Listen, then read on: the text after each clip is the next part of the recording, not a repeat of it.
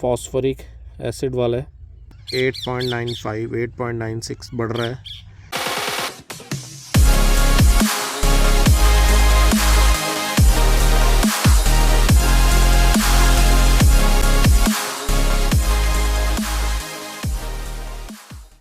तो अब हम बात करेंगे कि जो इमीडिएटली हम जो पीएच कैसे कम कर सकते हैं अपनी सॉइल का। और ये आपके सामने अलग अलग में हमने सैंपल्स रखे हैं, जिसमें हमारा जो अंडरग्राउंड वाटर है वो है, उसके बाद जो हमारा टैप वाटर है, इन दोनों का तकरीबन सेम होना चाहिए। थोड़ा सा वेरिएशन आएगा क्योंकि जो टैप वाटर भी होता है वो अंडरग्राउंड सप्लाई ही आती है, लेकिन थोड़ा सा वेरिएशन इसलिए आ जाता है क्योंकि पाइप्स में होके आता है, बहुत चीज़ें होती हैं। और ये अपना जो डिस्टिल्ड वाटर है ये आपको किसी भी जो बैटरी वाली शॉप्स है वहाँ पे या मेडिकल स्टोर है वहाँ पे मिल जाएगा। और ये हमारा अपना जो आरओ का पानी है, रिवर्स ऑस्मोसिस जो आरओ फ़िल्टर होता है उसका पानी है।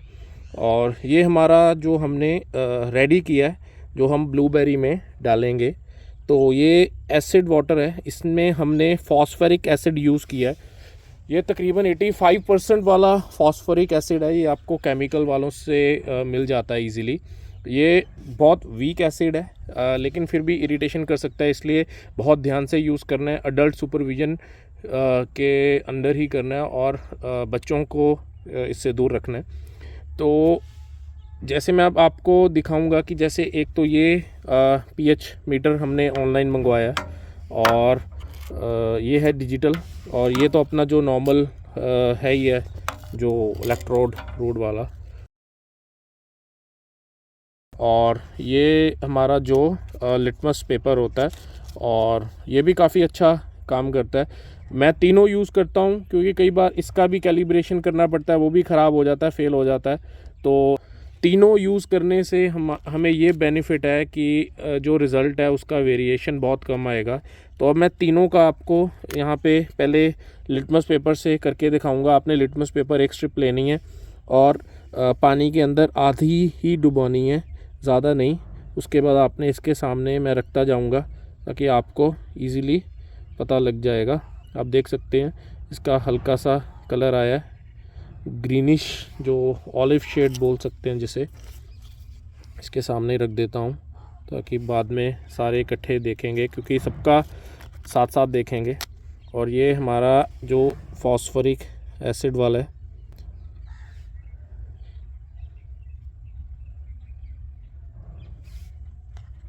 और ये हमारा डिस्टिल्ड,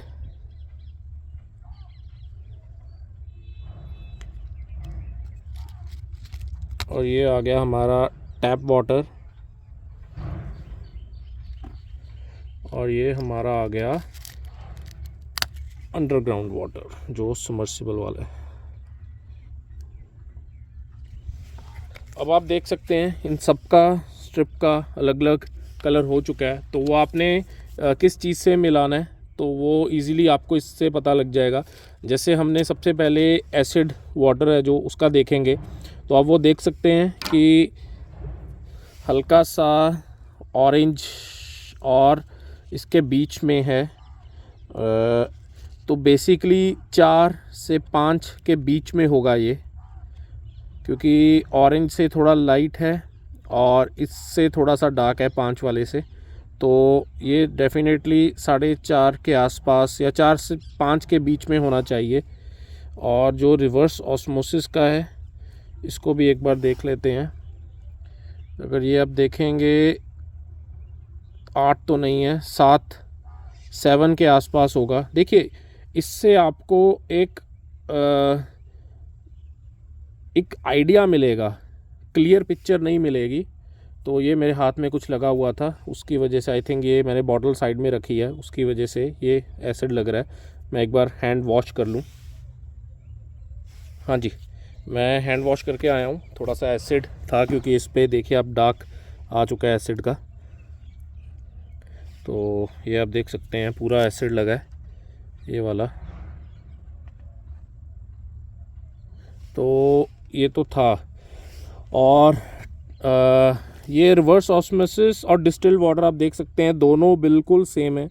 तो ये न्यूट्रल रहते हैं तकरीबन, रिवर्स ऑस्मोसिस का और डिस्टिल्ड दोनों न्यूट्रल रहेंगे।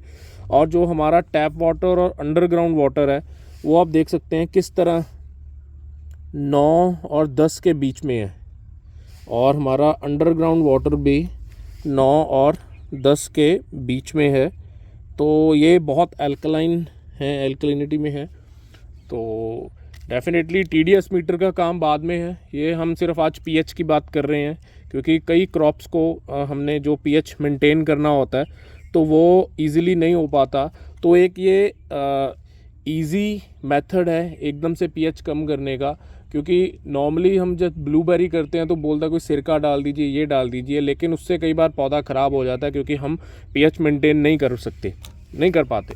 तो अब मैंने आपको लिटमस पेपर का दिखा दिया, तो अब हम देखेंगे इसका जो डिजिटल है उसके साथ इसका देखेंगे और सबके सामने इसका रिज़ल्ट लिख देंगे। लेकिन उससे पहले सबसे पहले हम चेक करेंगे डिस्टिल का, क्योंकि बाद में हमने डिस्टिल का बार बार यूज़ करना है, क्योंकि डिस्टिल से हम इसको साफ़ करेंगे pH मीटर को।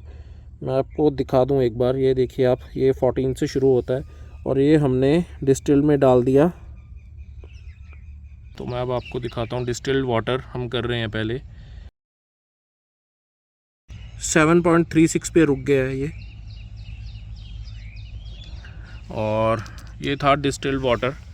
तो हम इसका रिज़ल्ट लिख देंगे यहाँ पे, ताकि बाद में हमें कोई भी कंफ्यूजन ना रहे। और अब हम अगला चेक करेंगे रिवर्स ऑस्मोसिस का। मैंने थोड़ी सी पोजीशन चेंज की है, उस साइड pH मीटर में रीडिंग नहीं आ रही थी, तो मैंने आपको रिवर्स ऑस्मोसिस का नहीं, डिस्टिल्ड वाटर का हमने किया 7.36 कर दिया है। तो इसके बाद हम RO का करेंगे, RO वाले वाटर का 8.34, इसको भी हम लिख लेते हैं तब तक।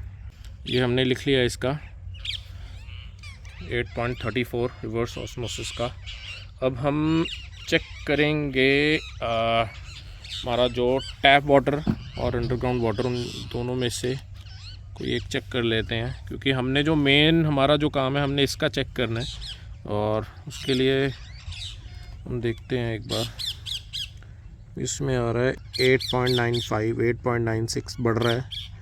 तो हमने ये देखा था लिटमस पेपर कौन सी शेड में है, तो हम एक बार दोबारा देख लेंगे इसको। 9 के आसपास ही है, तो तब तक ये भी बढ़ रहा है। ये हो गया अपना 9.09, हाँ बिल्कुल। तो एक आइडिया हो जाता है लिटमस पेपर्स और डिजिटल्स दोनों से। तो थोड़ी देर वेट करना होता है, तकरीबन एग्जैक्ट नंबर जहाँ पे थोड़ा सा फ्लक्चुएट होए, बढ़े और कम होए, फिर बढ़े थोड़ा, तब ठीक होता है। और टेम्परेचर, वाटर के टेम्परेचर पे बहुत डिपेंड करता है। एक इसका चार्ट आता है, वो मैं आप डाल दूँगा इसमें, प्लस माइनस होता है उसमें वेरिएशन का। अगर इतना टेम्परेचर है तो इतना pH होगा, और इतना टेम्परेचर है तो इतना pH होगा। तो आप देख सकते हैं इसमें 9.12 आ गया है, ज़्यादा इसमें वेरिएशन नहीं आएगा। तो हमेशा जैसे करके उसके बाद डिस्टिल्ड वाटर में इसको हमने साफ़ कर लेना है। तब तक मैं इसके ऊपर भी लिख दूं। और अब बारी है हमारी जो मेन, हमने जो ब्लूबेरी के लिए बात करनी है, तो pH एसिड, जो हमारा फॉस्फोरिक एसिड वाला पानी है, तो उसके लिए हमने बीच में डाला है, ये देखिए 4.67, 4.68, 4.70। ये मैं जितना इसको गहरा कर रहा हूँ उतना एक सेकंड में इसको बॉटल को साइड में कर दूँ। तो